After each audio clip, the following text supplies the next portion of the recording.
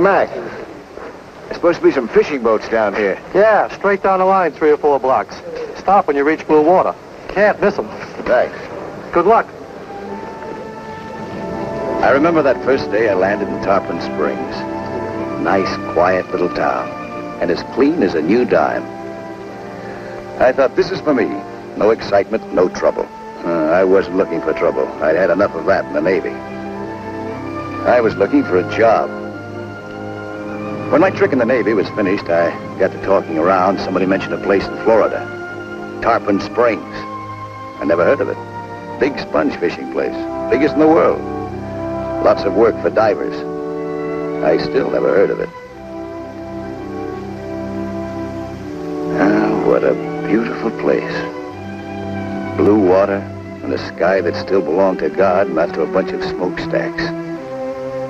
Yeah, but you can drown just as dead in blue water as you can in any other kind. Maybe if I'd remembered that, I would have drifted on. Maybe. Sponges grow at the bottom of the Gulf of Mexico. That's right, sponges. The business you used in the bathtub or to wash the car. The stuff you bought in the dime stores, only not for a dime. Let me show you what I mean. Take Captain Briacus's boat to St. Philip out in the Gulf on a sponge trip just about the time I arrived. Sponges start out by being alive, like a kind of bushy plant, growing in 12, 14, 16 fathoms of water, 80, 90, 100 feet down.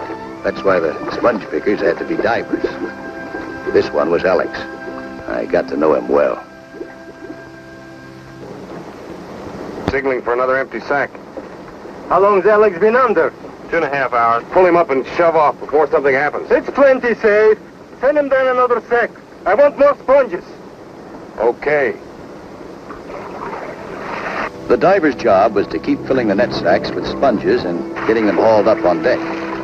Or, if you were a guy like Captain Briacus, you had it easier. You could take time off when you wanted to feed the porpoises. The Gulf was full of them.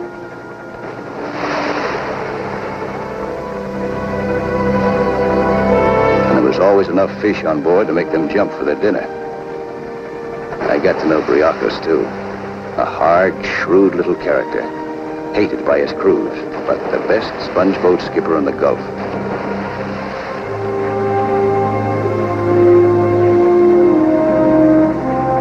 This was just the topside, under the sun. Underwater, there were other kinds of livestock that didn't do any jumping. They went for another kind of bait.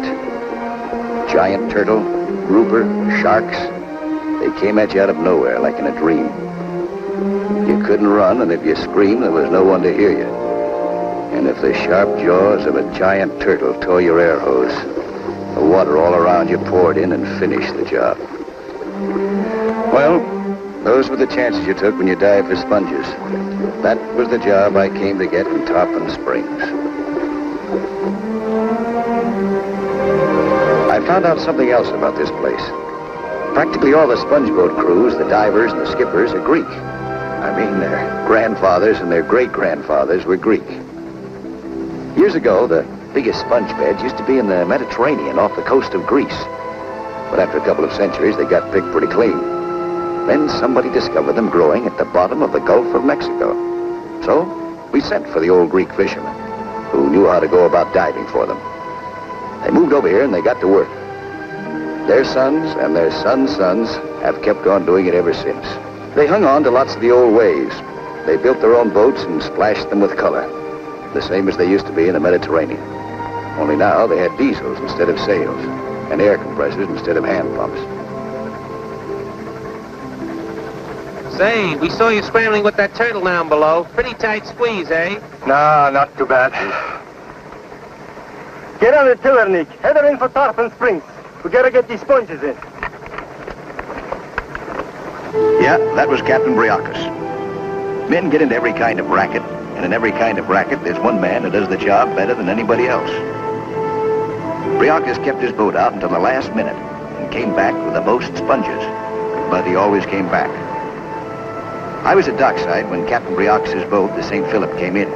The sponges were draped in the rigging, which is the way they bring them in. I figured I'd ask Briacus for a job. Come on, hurry up. Keep it moving. Well, pretty good catch, Cap. Oh, plenty good. Best lot of sponges on the whole Gulf. No other boat in Tarpon Springs got them as good as this. We're going to get big prize at auction. You need a good diver? I'm looking for a job. Navy, eh? Yeah, diver. Unemployed. Very unemployed. Sorry, I'm full up.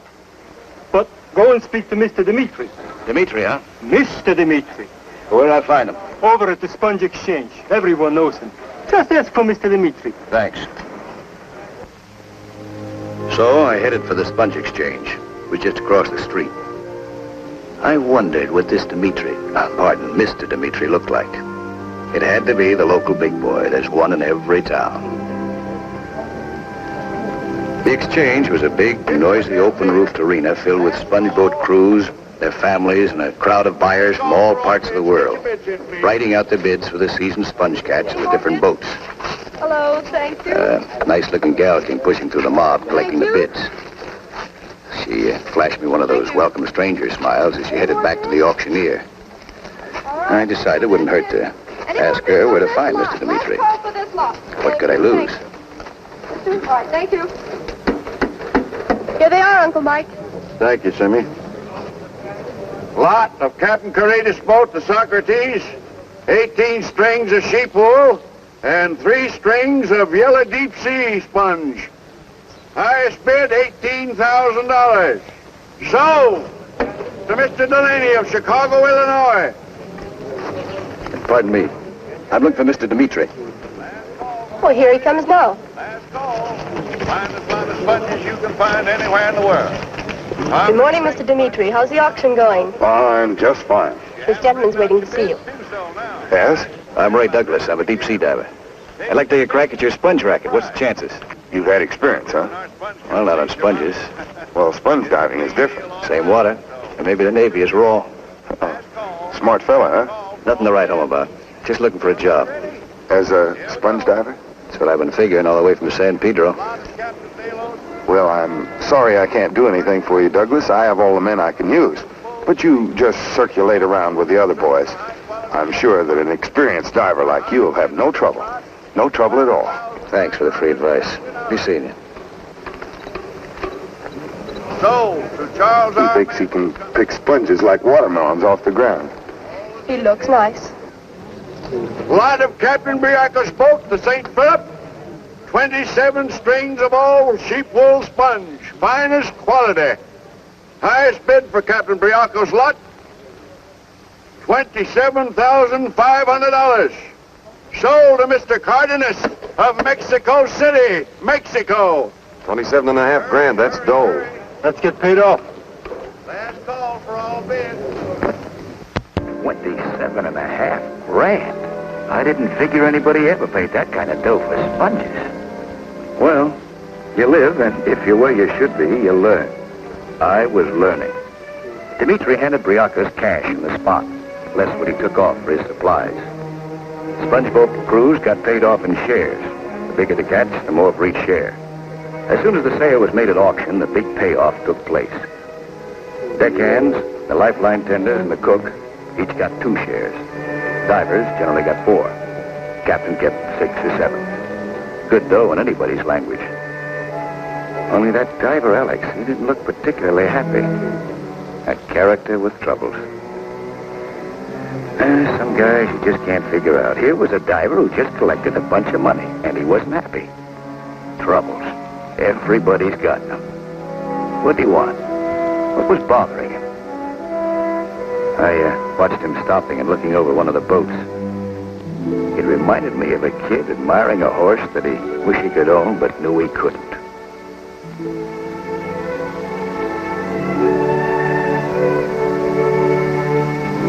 Lot of Captain Athos boat, Calliope. 9 strings of wire and finger sponges. Ladies and gentlemen, this is a very small price. My highest bid for Captain Athos' lot is only $400. Does anybody care to raise this bid? Anybody? Sold to Mr. Bixler of St. Go check that sale, will you, Sam? All right. Lot of Captain Pappas of the sponge boat. Mr. Dimitri, Yeah? our lot of sponges sold for a few $100, nothing. Yeah.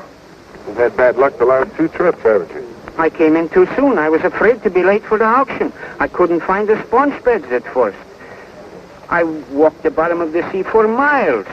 You know me for a long time, Dimitri. I'm the oldest diver on the Gulf. Everyone knows me to be honest.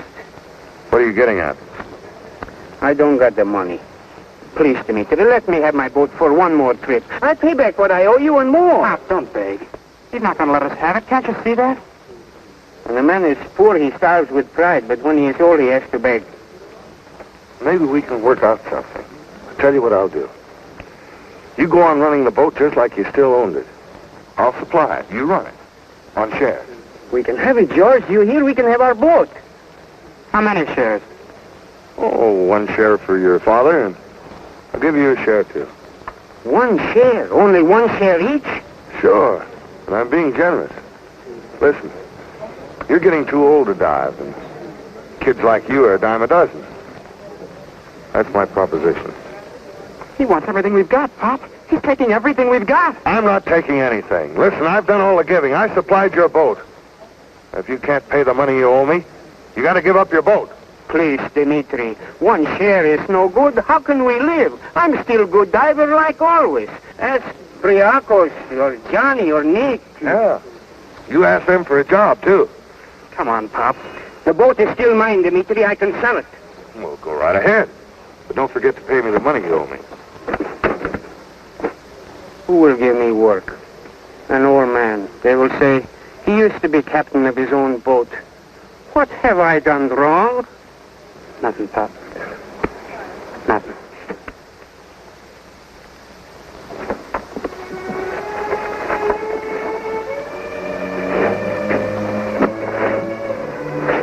Come on, Pop. We don't belong here anymore. Let's go. All right. As soon as we finish packing, we'll go. Taking this? What? St. Catherine? Well, yes, of course. What good did all your praying do? All the candles you lit for her? What's that? What good did your prayers to her do? Be careful what you are saying. Did it help us find sponges? Did it keep us from losing our boat? You're talking like a fool. Did it? I've heard enough. Catherine can't help. Dimitri's the one we should have prayed to. Dimitri. Blasphemer!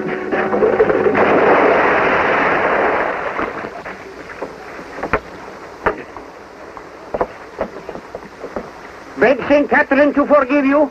I won't. Pray to St. Catherine? No! When you do wrong, you have to be punished. Okay, Pop. I'll beg her. Let me up.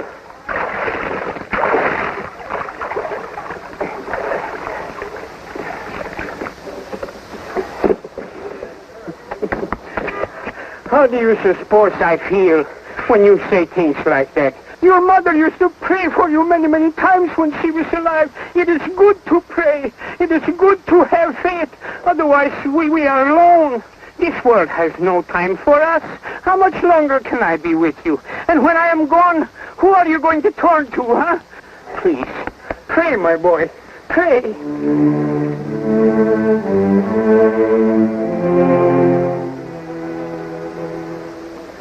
Forgive me, St. Catherine. Save us from the evil one. Deliver us from skunks like Dimitri. Oh, that last part, that wasn't necessary. St. Catherine ought to be told about things like that, Pop. Everybody else knows it. Maybe. And forgive my old man for being such a good guy. You are all wet. Do you want to catch cold?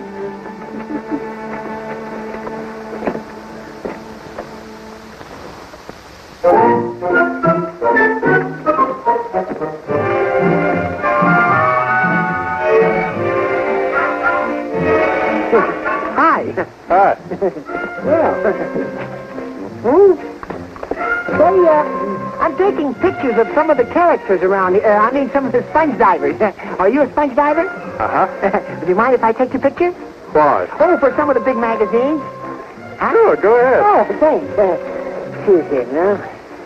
Let's see. That's pretty good.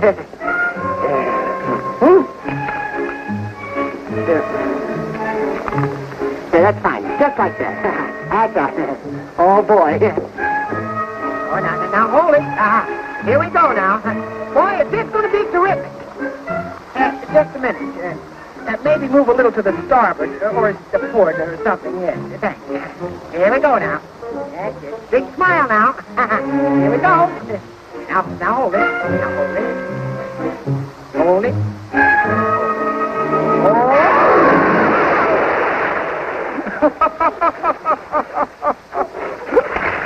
Help!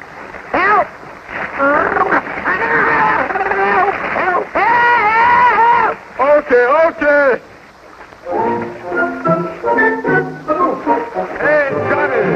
Hey, Johnny, give me a hand with this guy, will you?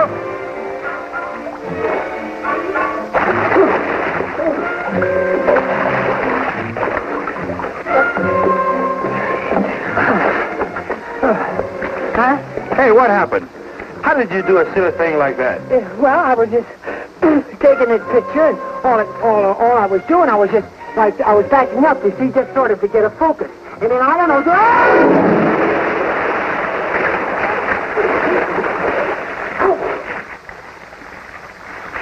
Pull yourself up. I'm in a hurry.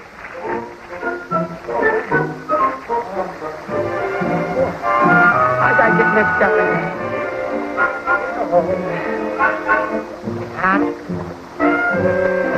Come on, doggy, come on.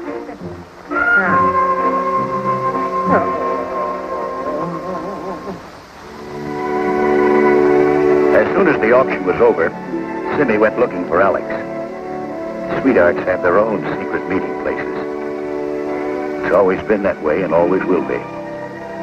Sometimes it's a park bench or a patch of shady lawn or a little spaghetti joint where Tony always saves the same table. In this case, it was one of those out-of-the-world lagoons, a private paradise. Maybe you had troubles when you got to a place like this, but this is where you left them. Yep, there was a no trespassing sign here. Only love and beauty could come in.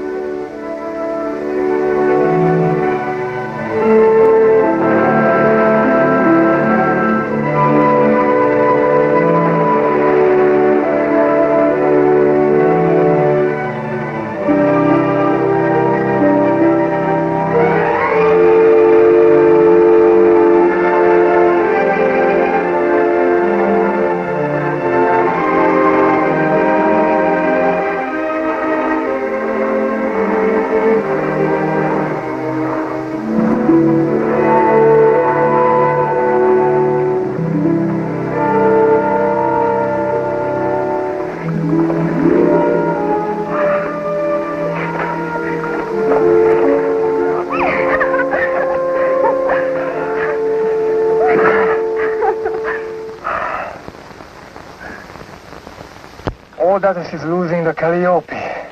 I know, I heard. I want to buy it. I'd be a captain. And we'd have our own boat. We can wait.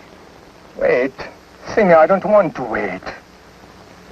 How many years have I been diving? 8, 9. And what have I got to show for it? It's the captain that gets the big shares, not the divers. I'm sick of working for somebody else. For a while I had to do it. Had to learn the business. All right. Now I know it. Nobody has to tell me where the best sponge banks are. And nobody has to tell me how to run a boat. The next time I go out, it will be on my boat. And, where are you going to get the money? Oh, why do you have to keep reminding me? Because if I don't, somebody else will. And I love you. I'll get that money. I'll get it from Dimitri. Oh, no, please. Why no? Not Dimitri. Oh, you're just prejudiced because you work for him. I don't want any favors. This is a straight business deal. Alex, I want you to promise me that you'll not speak to Dimitri about money. But there's no reason why. I don't want you to. Afraid it might hurt your job? I didn't mean anything by that. I'm sorry. Then why do you always say things to hurt me? Simmy, I love you. I'll figure out some way to get that money. Don't worry about it. And if Dimitri... All right. No more, I promise. Come on, let's go.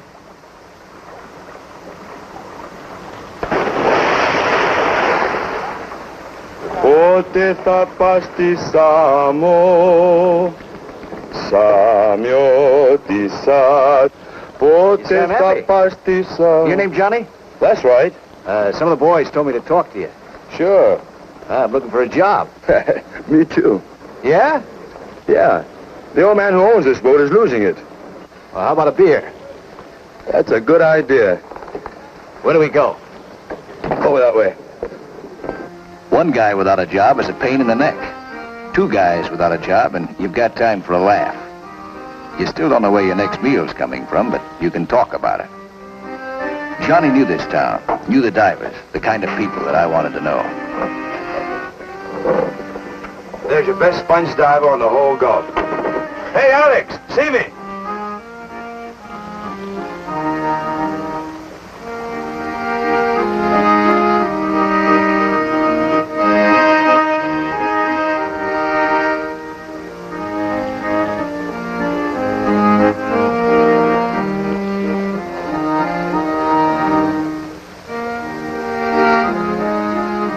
Douglas, meet Simi. Alex. How do you do?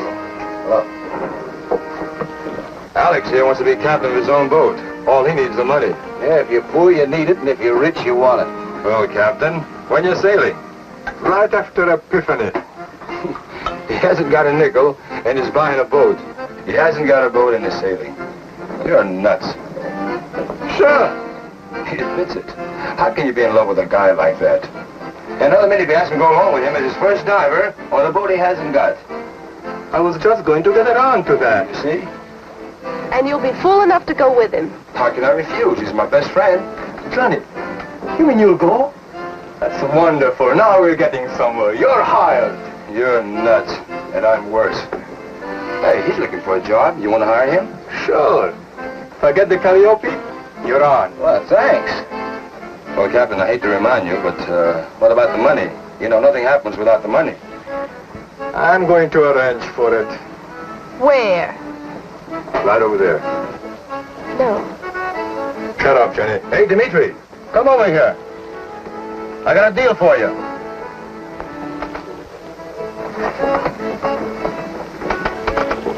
What do you got on your mind, Johnny? He wants to buy the Calliope. Well, there's nothing serious about that. Only he ain't got the money. Well, why didn't you ask me, Alex? I'd loan you the money. You know this sponge business. That's all the security I need. Well, Do you want it or don't you? Simi, what do you say? He wants it. Drop by the office and pick up a check. Thanks, Dimitri. You see? No strings. So now it was Captain Alex. Now he was playing with the big boys. Of course, there was a kind of a joker in the deal, with Dimitri's face stuck on it. But this wasn't the time for worrying. Alex had his boat. Wasn't the way Simi wanted it, but how could you be sore at a guy who was so happy? He made Simi come aboard the Calliope. The Calliope, that's Greek for the goddess of poetry. And it was music and poetry that was in the hearts of both these kids at this moment. Beautiful. Do you know how much I love you? How much? More than all the boats in the world. Show me the rest of the boat. All right, come on. Hello, Arthur. Welcome, my friends. I was expecting you, Alex. They told me you were going to buy the boat. I'm sorry it has to happen this way, Athos. It's all right. I'm glad it's you. Here you are. Yeah? Now the boat is yours, and this goes back to Dimitri. What's he needed for? Hasn't he got enough? What good's are going to do him? Be quiet. Honest men pay their debts. What's honest about Dimitri? George, you show them the boat, huh?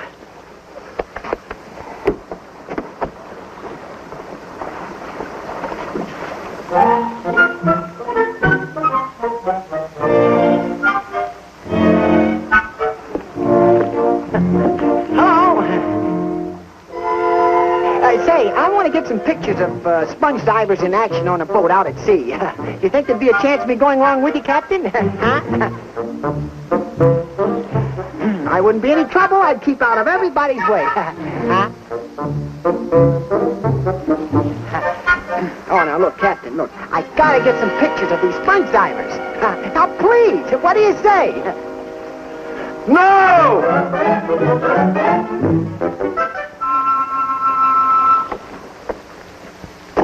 Oh, I hate to leave this boat. It's like losing an old friend. Athos, George, where are you going? Come back here.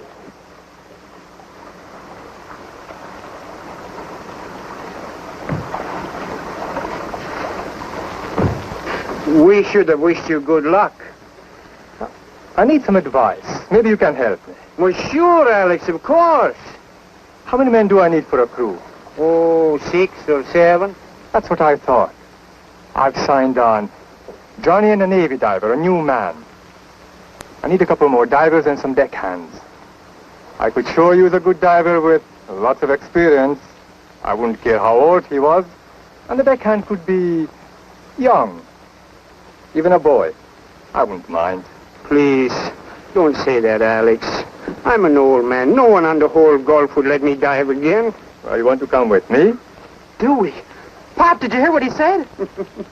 All right. We're sailing the morning after Epiphany.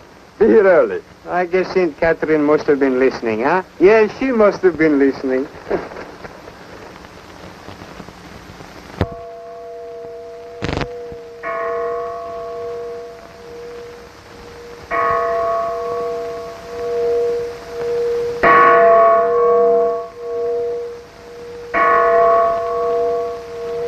Epiphany is celebrated in its own way down here. It's big and sacred, and the whole town is part of it. Well, that makes sense. The whole town is dependent on the sea for its living and the lives of its men. This is the day when the waters are blessed. It's a fisherman's holiday, a day for the men who go down to the sea and hope to get back. They say here that the one who dives and brings the cross back is the lucky one for the year, the hero. They treat him like a hero, too. Everybody piles him up with gifts, and the luck goes with it. Alex needed all the luck he could get, and you captain on his first trip out. I could have used some myself, but I just watched. The cross cut a golden arc through the air and sank. The divers were right on it. From the top, you couldn't tell who had it. And even underneath, only one of the guys would know.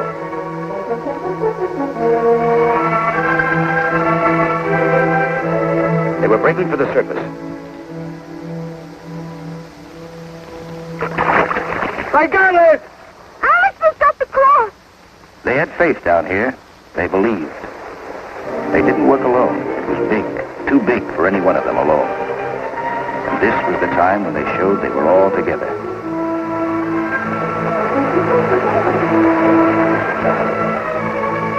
The swimmers came out of the water. The Archbishop knew them all and prayed for them all, the winner and the losers. To every man who went down to the sea in ships, the sea was a friend or an enemy. Every man hoped it would be his friend. By tomorrow, most of them would be out in the Gulf. For most of them, this was their last day inshore. Some of them might never see it again. Win or lose, that's the way it has to be. It's all written down somewhere in a big book, and you can't fight it. And they could be right. Who knows?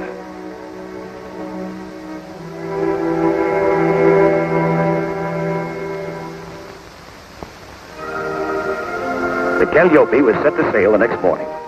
Alex must have been on board all night, loading supplies. Johnny arrived first.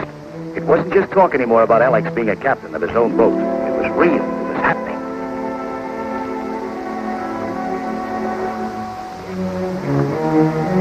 Yep, Captain Alex was in business. I got there right after Johnny and stowed my gear aboard. Oh, gosh, it felt good having a job again. Then old Athos and his son came on. The old man was 50 if he was a day. It's the prime of life, but not exactly the time for strolling on wet sand with 1,000 pounds of lead on your back. But he still looked game. Then another character turned up named Nick. Maybe he was none of my business, but I didn't like his face. Alex said he worked with him on Captain Briocas' boat last trip. Good diver. Talking of characters. Hi. Yes? Say, how about going along with you on the cruise? What, you want to take pictures again? Oh, I'll do anything.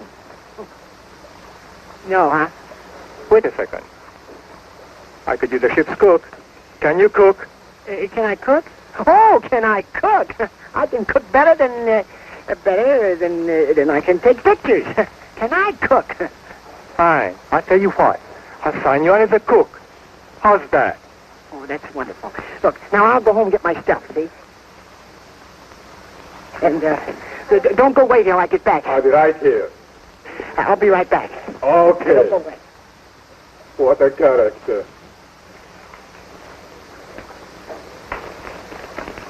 Well, good morning, Simmy. You act like you're in a hurry. I was just going to see someone. I'll be right back. See someone? Oh, yes, I remember. The Calliope's leaving this morning. I'll be just a little while. Oh, what's your hurry? You know how it is when a sponge boat's leaving. Always a delay at the last moment. But I think I better be going. Oh, you act nervous. Oh, I'm not nervous.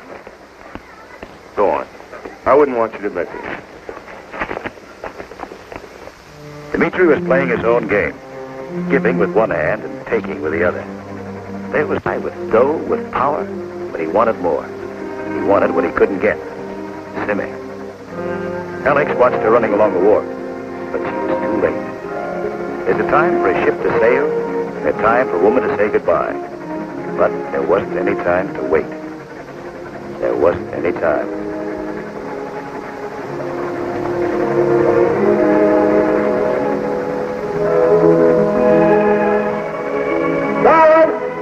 Goodbye, Alex. Good luck. Bye.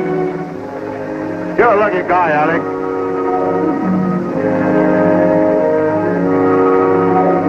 It all looked leisurely, us gliding down the bayou to the Gulf, but every sponge boat that went out on a race. The goal was to get a full load of sponges and make it back in time for the auction. We had about a month. Every sponge boat captain had his own ideas where the pickings were best. If you guessed wrong, you tried another spot. Sometimes, like old Athos, you could spend the whole month just poking around the Gulf, which is a kind of a roomy place, and come back with nothing. The only one who would have liked that to happen was Dmitri. I had a hunch he was hoping it would happen to Alex. The captain only had to have one bad trip, this one bad trip, and he wouldn't be a captain anymore. When we hit the Gulf, I went aloft. Up there by yourself, you got a feeling for all this bigness, all this beauty. The noise, the fuss, the jabber were gone. Alex was a diver ever since he was a kid. He had a hunch where the best sponge beds were. Most of the other boats stuck to the shallow spots, working in 50, 60 feet of water, where the diving was easy. We headed out for the deeps. Alex said he knew of a ledge where the sponges grew as thick as cabbages, at 15, 16 fathoms, about 100 feet down. Anyhow, late that day, we finally hit the spot. Alex started yelling for a sounding. Let's have a sounding. 15 fathoms. 16. 17. 18. 19. 20. 1, 2, 3, 4, 5, 6, 7, 8, 9, 40. I can't figure out what's wrong. 30 fathoms and still no sign of floor. 30 fathoms, that's great. You ain't sending me down in that depth. I don't care how good the bed is. 30 fathoms and you're squashed like mashed potatoes. 16 fathoms is bad enough. I'm not sending anybody down. We're not over the bed yet. Are we just hunting around, or do you know where you're going? I know where I'm going. Well, then why ain't we there? How'd we miss it? You tell me. That's your job, Captain. We might have been off course, so we kept moving, further out into the Gulf, with everybody waiting for Alex to say, this was it. This was the place we were looking for. I'd hate to have to admit that Nick could be right. The guy that you don't like should be right about anything. But that's not the way it always is. I figured him for a character with a grudge. Maybe a grudge against Alex, maybe a grudge against the whole world.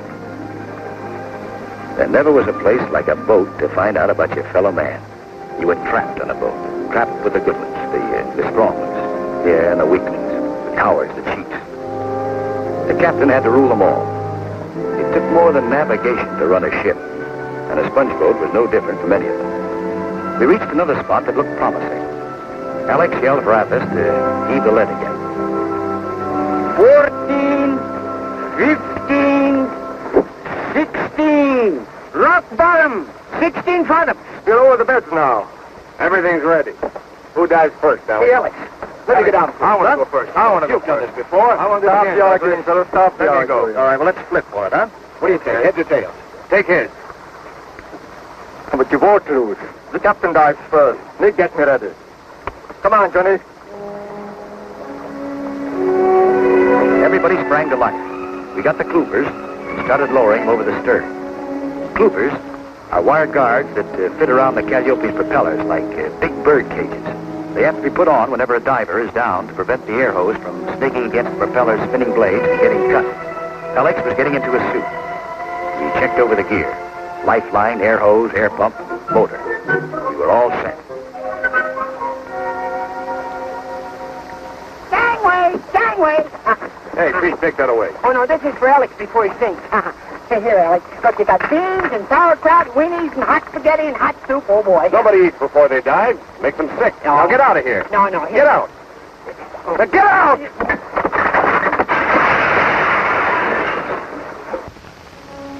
Diving suits weren't tailored for lines. With a helmet on, the only part of the body in contact with the water are the hands. Rubber cuffs hug the wrists to keep the water from leaking in. You get fitted with a pair of shoes, soled and heeled with lead. The suit weighs about 200 pounds and about as comfortable as a suit of armor on a hot afternoon. Sometimes you stand on a platform and get lowered down. Sometimes you climb down a ladder.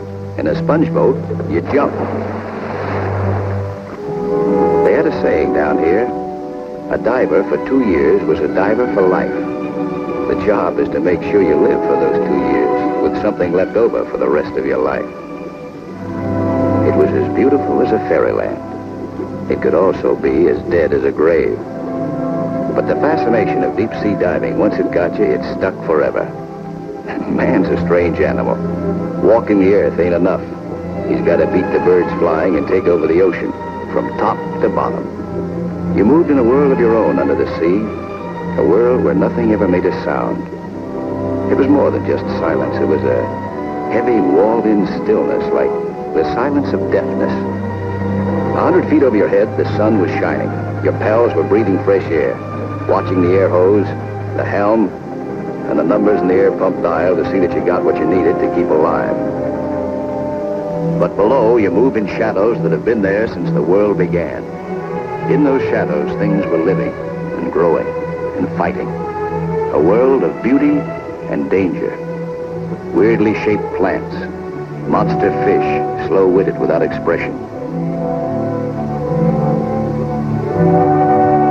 The man-eater shark, the grouper, the octopus, the vicious moray eel with teeth like barbed wire, the deadly manta ray, gliding like an underwater vulture, with a tail like a scorpion.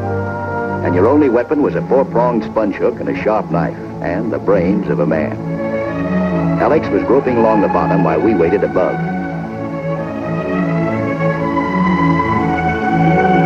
Suddenly, Alex saw a shark moving toward him. 1,000 pounds of bone, muscle, teeth that could rip you to shreds, coming at you like murder in the dark.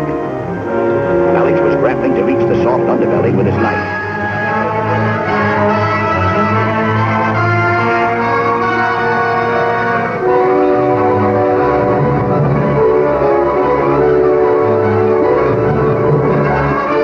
The shark swam off to let its wounds heal or to die in the shadows. We hauled Alex aboard.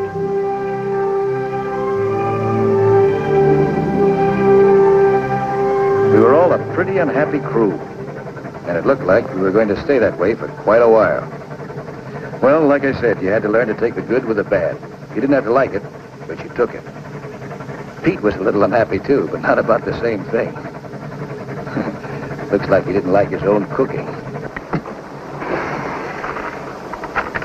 Hey, Pete, I'm as hungry as a wolf. Bring me a bowl of hot soup and some bacon and, Hey, Pete, what's the matter? Pacific! I'll get you something to eat, Alex.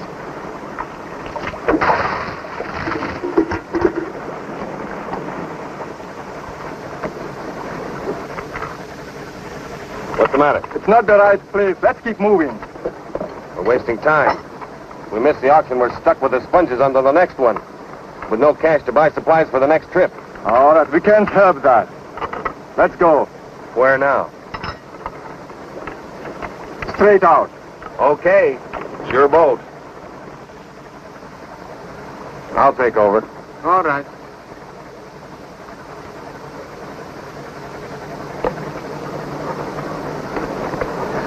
Don't be impatient, Alex. Sometimes in a place that don't look so good at first, you got to keep on looking. If you want, I go down here and look some more. No, we'll go on. So we kept going. We hit out on a new tack. We moved from one place to another. And the days kept slipping away.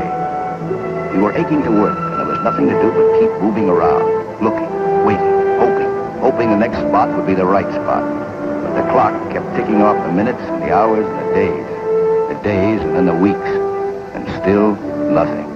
It didn't cheer us up to sight some of the other boats already sailing for home with full loads of sponges draped in their rigging and packed in their holds. The Socrates and the St. Philip must have full loads already. There was Captain Briacus, Alex's old skipper, heading back in plenty of time for the auction. Yeah, some guys had all the luck. But it couldn't all be luck. No, Briacus knew his business. He worked his divers hard, but he knew where the hard work paid off best. That's why he was the best sponge boat skipper on the Gulf. Everybody in Tarpon Springs knew it. And, he knew it better than anybody. A little rooster of a guy.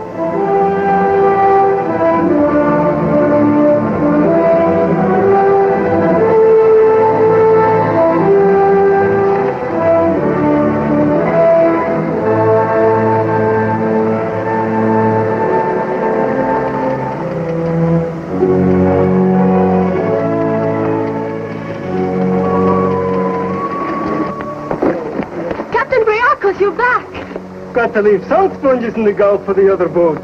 Can't take everyone, eh? That's wonderful. Did you see the Calliope? Oh, we tested yesterday. Is everything all right? Is it coming in? It was going the other way. The other way? Yeah, the other way. Come on, fellows. Hurry up. Take those sponges off.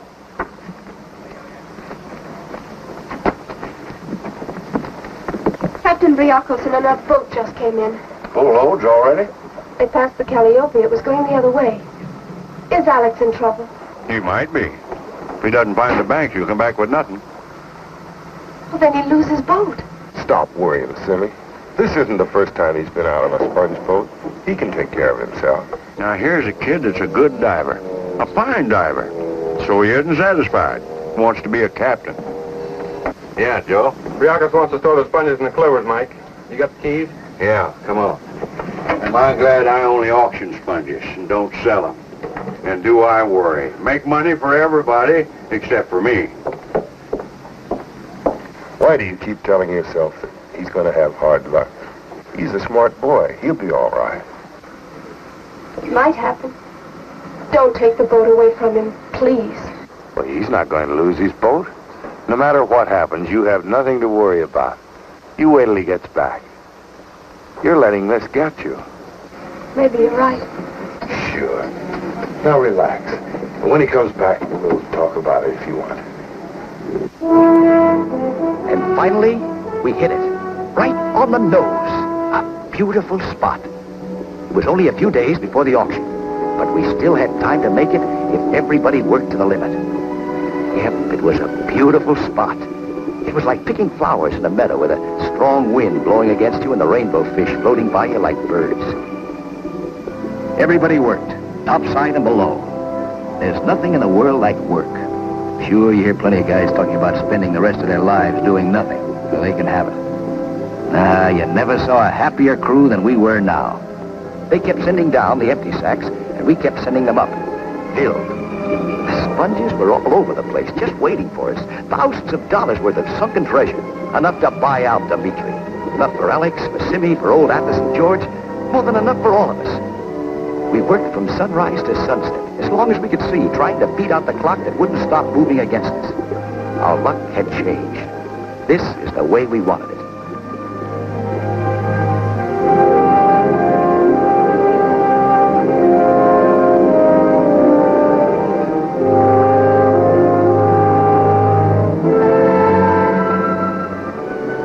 When the sponges came up, they were scraped and cleaned so that all the coral grit was taken out of them. We worked and rested and worked. Everybody had his job.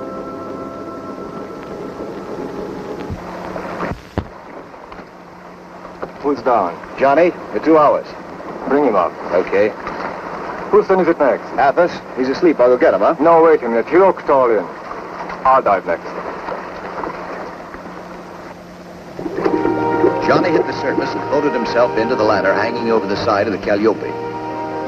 There's a way of letting your suit get inflated with air so that you're encased in a kind of raft, but you have to know how to do it. Inflate it too much and you'll bob around like a paper bag. Johnny knew the trick. There was a good sailor and a good shipmate. A great combination when you can find it. Yep, Alex was lucky in this, and so was Johnny. They'd be working together until they were both as old Athos, and they'd still be good shipmates.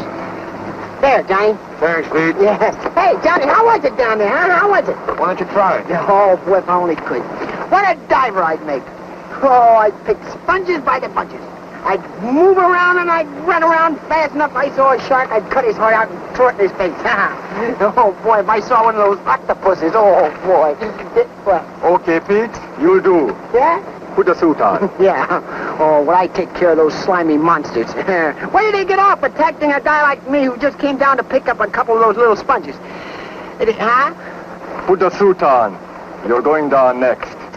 Oh, wait a minute, Alex. I was only kidding. I wasn't. You weren't? No. Well, yeah, I'll see you later.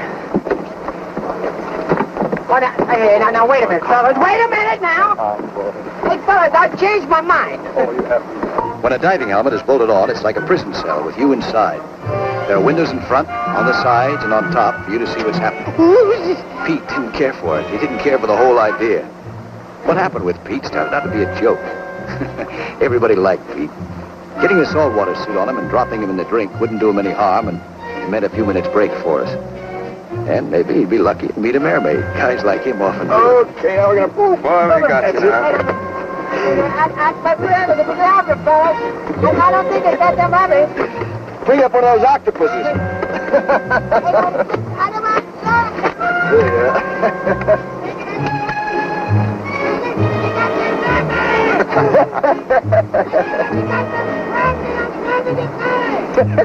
come on. Come on. You ready? Come on. He was ready for his first dive.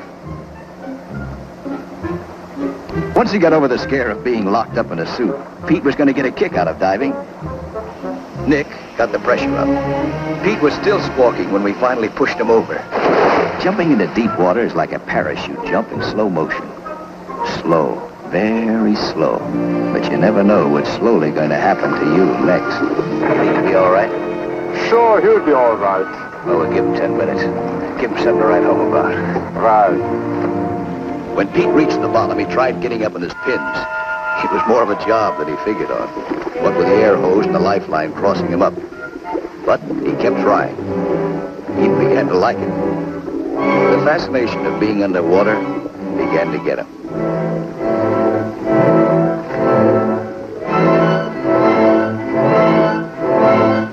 Then, he spotted a sponge. It wasn't a prize specimen, but it was the best he could do, and he headed for it, bumping along in the bottom.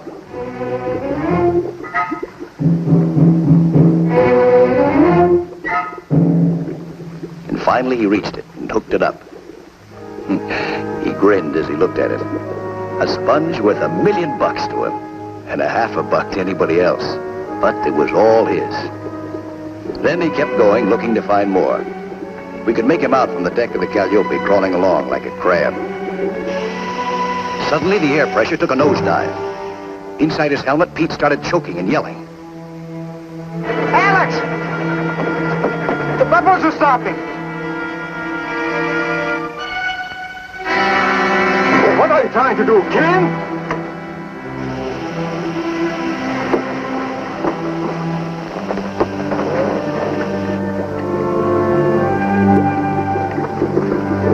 Johnny got Pete back on the surface again. Hey, Douglas! Help Pete!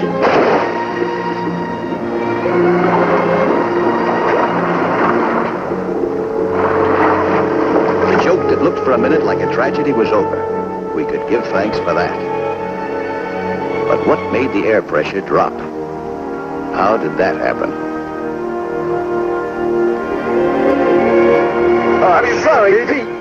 Something happened to the pump. How do you feel, boy? You all right, huh? Look, come on, you all right? What happened, huh? Wait a minute. Where's my sponge? Where's my sponge, huh? Where's my sponge? Where's my sponge? Oh, hello, sponge. You all right, huh, fella?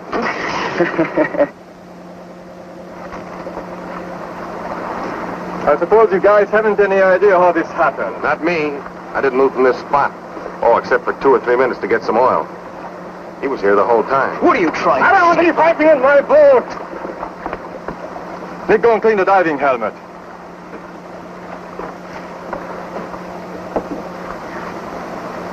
Well, who did it? Not usually the way I commit murder. Okay, I didn't think it was you anyway. As soon as we get the pressure up again, you'll dive. Go and get ready. Oh, well, we ought to make the auction now, huh, Nick? Yeah. Oh, boy, what a nice collection of bathroom furniture. Look at it. Oh, by the way, will you hold my sponge while I make a picture of it? That's the one I caught. Yeah. Okay, thanks. 1 sponge, Pete. Yeah, it was nearly 1 sponge without Pete. Then they got me ready for a dive. No, I wasn't singing with joy, and I'd say you'd know it. Things were moving fast, but not exactly in the right direction. I had my own suspicions as to who was steering them wrong, but you couldn't be absolutely sure. You couldn't take a chance in being wrong, and it made you feel jittery to know that somebody on board couldn't be trusted while you were under 100 feet of water. You were being sniped at when you couldn't fight back. Somebody was kicking you when you were down. Diving was different from most other jobs. It wasn't only because you were underwater where no human being belonged in the first place, but because once you were under, you were completely dependent on other people to take care of you. Let them forget about you for just 3 minutes and you were on your way to a better world. There was something to worry about.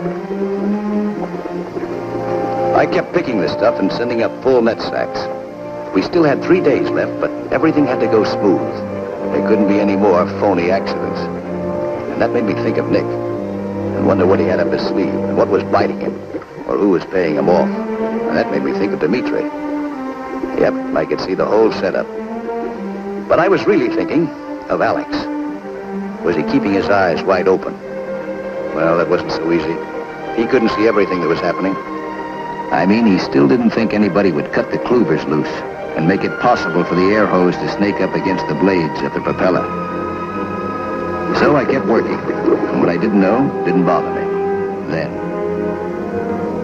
It wasn't until I began getting near the end of my trick and feeling like I should stay down for another couple of hours and let old Atlas really get a rest that I got that peculiar hunch that makes you think something is starting to go wrong.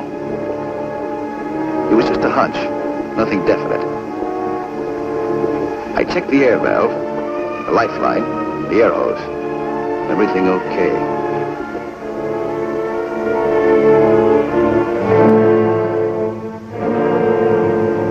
Douglas is doing all right. 5 sacks already. He's good. Try to get along with him, will you? I get along with everybody. The air valve inside the helmet stopped hissing. Or maybe I just thought so. Okay, so I was getting jittery. The whole world is full of fresh air, all free. I just wanted to be sure that I kept on getting my share of it. Anything wrong with that? I signaled the deck to haul me up. Up to sunshine and voices. Up to where you could fight and see who you were fighting.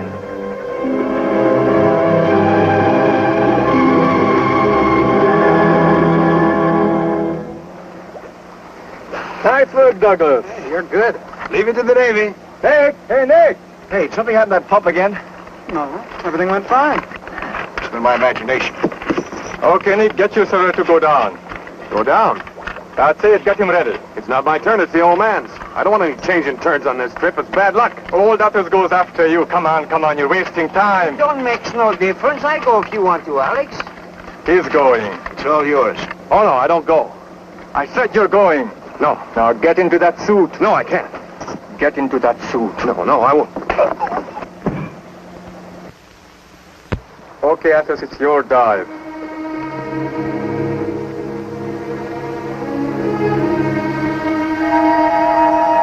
There you are, Alex. Here you are, Pop. Good luck. I'm going up top.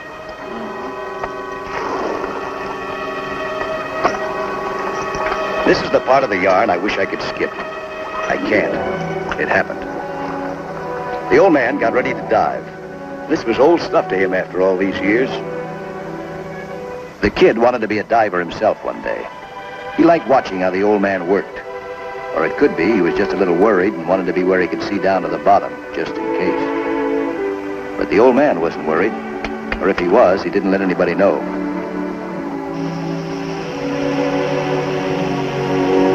By all the rules, he should have been back in Tarpon Springs, sitting with the rest of the old-timers in a coffee house, smoking a pipe and spinning out the stories about the great old days.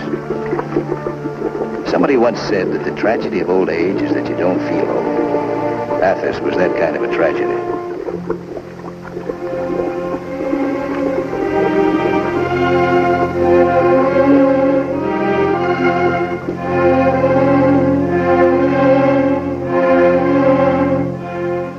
Yeah, this is the way he wanted it. And this is the way it was. Only he didn't know the whole story. Only one guy on board knew that. One guy's secret. Old Athos must have felt fine knowing he was still able to work with the younger divers. Knowing that he could still keep going for himself and his kid. He pushed along the bottom, doing his job like the expert that he was. While over his head, we were all doing our jobs. Johnny at the lifeline, me at the tiller, with my eye on the air pump dial to make sure it didn't do any more tricks. Everything was going smooth. Seemed to be going smooth. Until the section of air hose trailing behind the old man's helmet fouled in some rocks. He felt the drag and stopped. It didn't look too serious. The air hose wasn't damaged, just caught. But he couldn't see what was winding up high over his head. He made for the rocks and started to work the air hose free. Somehow that was turning out to be a tougher job than he expected.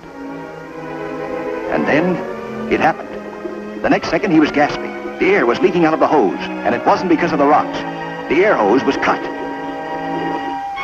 Maybe as young George died, he was remembering how his father once pushed him in the water to make him pray. But now it was his father who was praying for help. The old man was still struggling to unsnarl the air hose from the rocks so he could be hauled up, but he was losing strength. Then the kid reached the bottom and began making his way to his father. He only had, how much, say, 3 minutes underwater to reach his father, free the hose, and get back to the surface himself. 3 minutes to give for his father's life. The old man saw his son coming nearer. And then his joy turned to horror, because he saw something the kid couldn't see. He shouted in warning, but the shouts died inside his helmet. The kid kept swimming straight for it. And the next second, it was too late. Something snapped shut on the kid's leg, like the jaws of a steel trap, and held him fast. The scientific boys call this thing tridacna. In the Pacific, we used to find them dug in the sand just offshore when the tide rolled out. They're clams, the almightiest of all clams, 4 feet across and weighing 500 pounds. A clam that you can't pry open once it closes on you. Old Athos saw his son, saw him dying before his eyes, and he struggled to reach him, to help him. He fought with all the desperation, with all the fury and all the strength that he had left to give for the life of his son. And he was fighting this last terrible battle alone.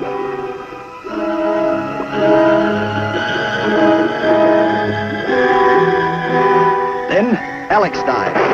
At 100 feet, water feels like a load of bricks. It lumps down on you. It presses you on all sides. It hammers at your head and makes your heart pump like an engine that's going to explode. You try to move and you know you're carrying the ocean on your back. But Alex reached the air hose where it was still fouled around the rocks and yanked it free. Then Johnny hauled the old man up. We never thought we'd see him again. And even so, we didn't know until we got his helmet off whether we'd find him dead or alive. Alex kept going, fighting his way through the water. The kid was reaching up, reaching for us, reaching for life. And finally, Alex got to him and brought him up. We got him aboard.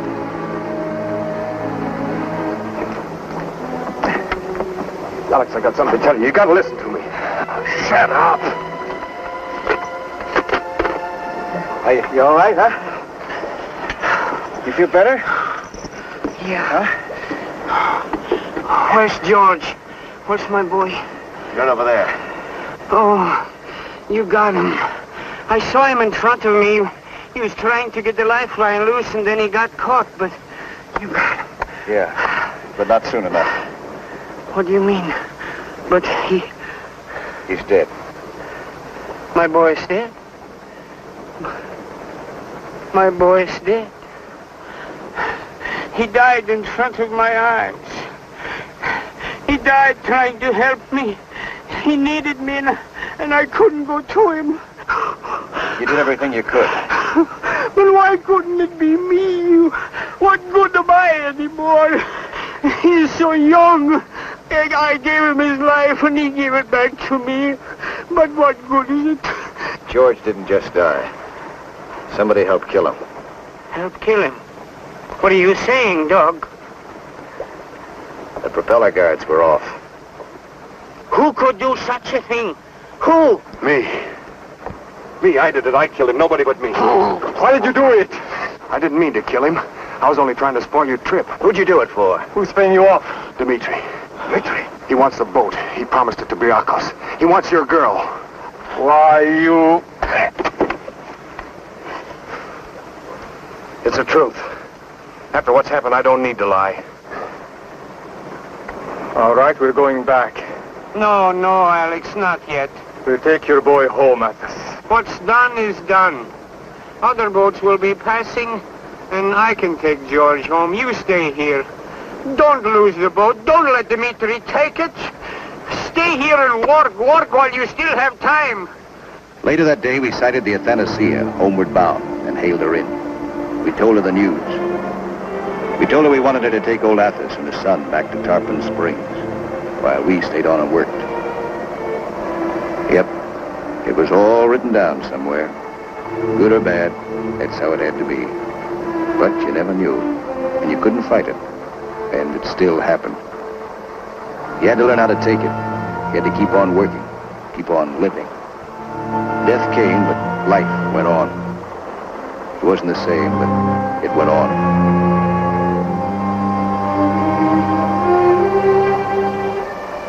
Then old Athos put his kid aboard. The kid who was older than any of us now.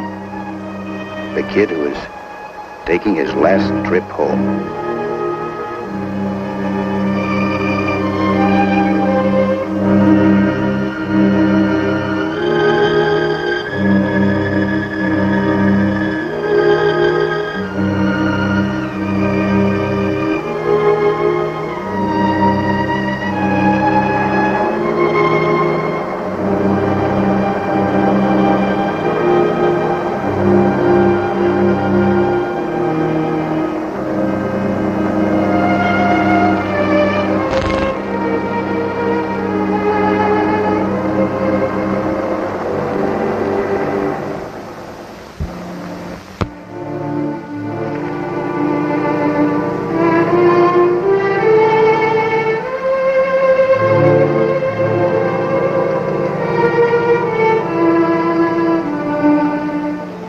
The Athanasia sailed up the bayou into Tarpon Springs the next day with a full load of sponges and a kid who'd never be a diver and an old man. The news of what happened went before it as if death was its own messenger, perched on the prow of a ship of doom. The whole town seemed to sense that death had come in, and they started gathering from everywhere.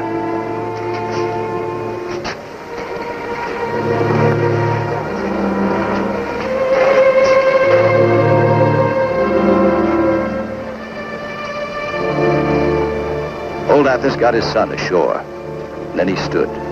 Not the meek little guy anymore, but a guy with the face of an avenging angel. Murderer.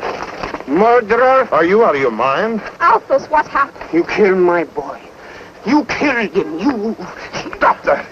I don't know what you're talking about. My boy is dead. Do you understand? You killed him. You and Nick. That's a lie. No, it's no lie. It happened. You didn't want Alex to come in. You got Nick to do everything, to try to kill me, to kill Alex. Alex! Yes, Alex. He tried to kill Alex. And you are friends with this man, this murderer. Why did you kill my boy? Why did you? He didn't do anything to you. He's over there now lying dead, drowned. How do I know what happens 100 miles from here? Am I responsible for every accident that happens on a sponge boat? Accident? When the propeller guards are caught, you call that an accident? I don't know, but it's got nothing to do with me. When the compass is broke, is that an accident? When the air pump is stopped when the man is diving, is that an accident? Tell me. Tell you what? That I don't know what you're talking about. Listen, I'm sorry for what happened to your boy, but I didn't kill him. What do you expect when you go out with a kid like Alex for a skipper? He knows how to dive, sure. But what does he know about running a boat? He wanted to be a captain. So I gave him the money to buy a boat. Does that make me responsible for everything that happened? It's a wonder that any of you got back alive. Don't blame me. If anyone killed your boy, it's Alex. Demetrius! Shut up!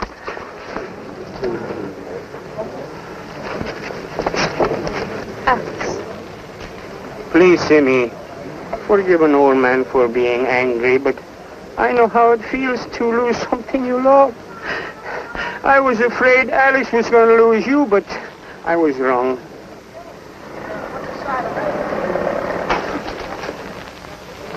Listen, we're all in this now. That stupid Nick has botched up everything. What? I want you to get out there and bust up that calliope. I said get out there and bust up the calliope.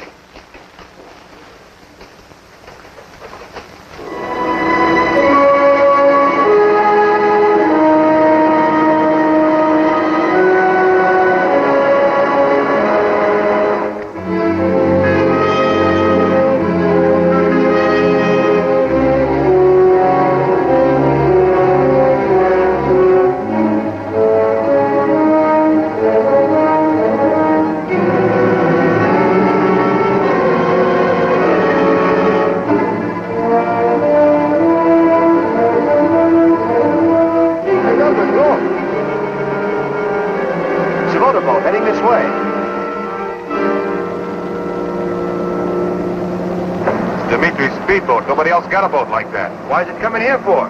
It's come here for me. And for you, too. They'll never let us get in with those sponges. Don't let them get aboard.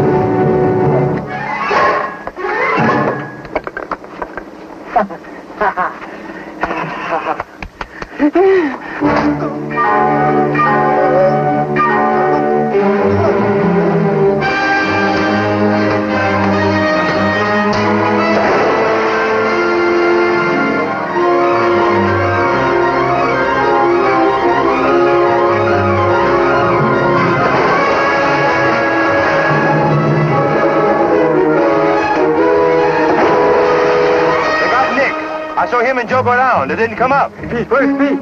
I don't know. Pete! Hey, Pete! Pete, keep going! Get to the action!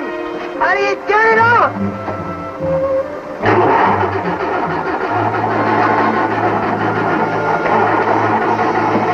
Tell Timmy we're coming in! I'll be in. Turn all over!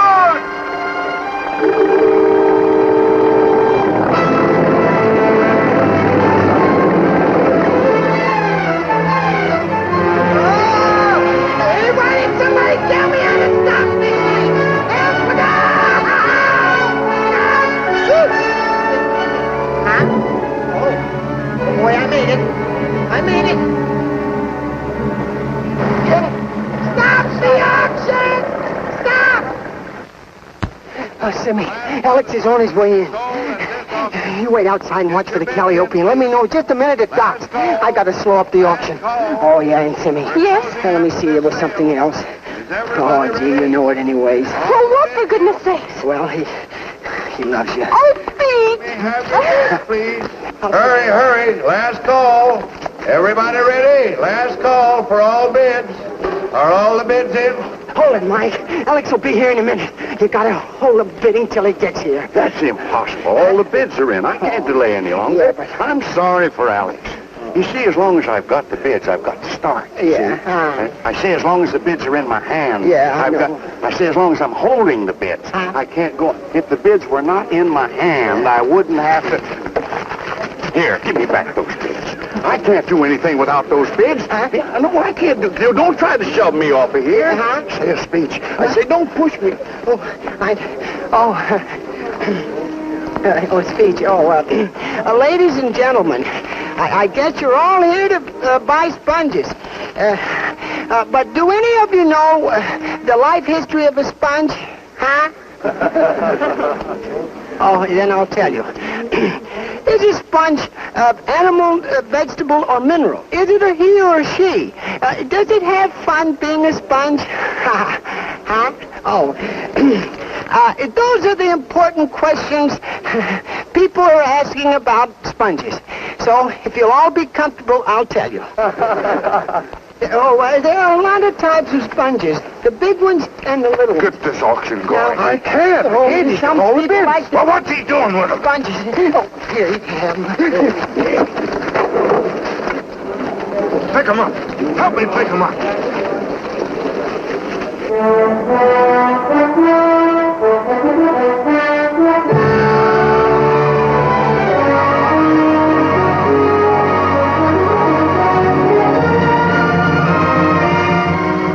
Here are the bids. Get started. All right. All right.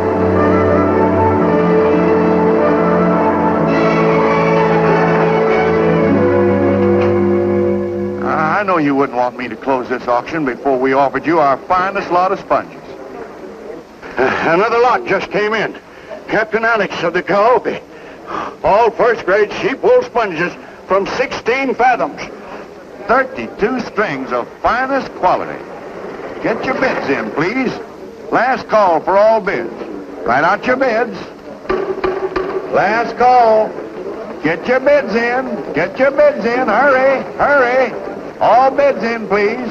This is the last lot. This will end the auction. Get your bids into me, please.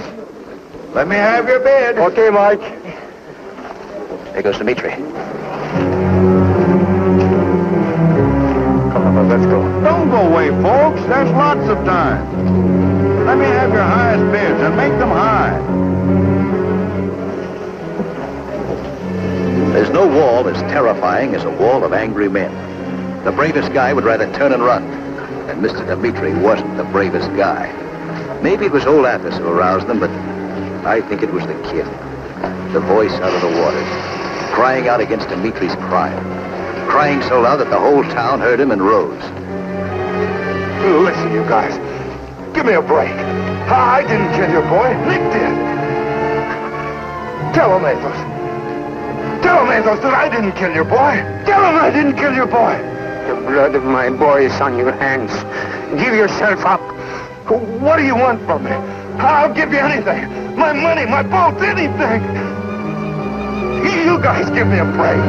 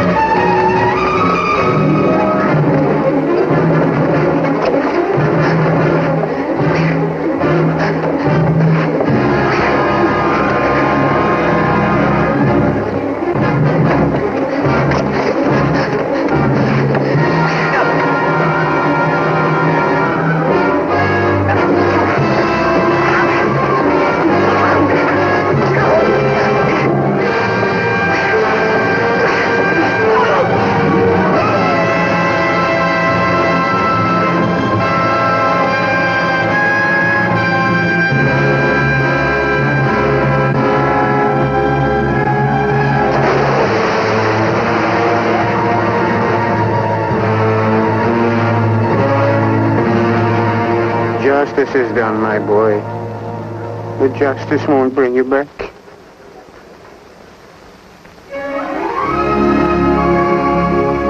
Well, that's the story. Blue water, and a sky, and people. A little world. Or maybe a big one. Yeah, maybe like the whole big world. All love, tears, work, and laughter.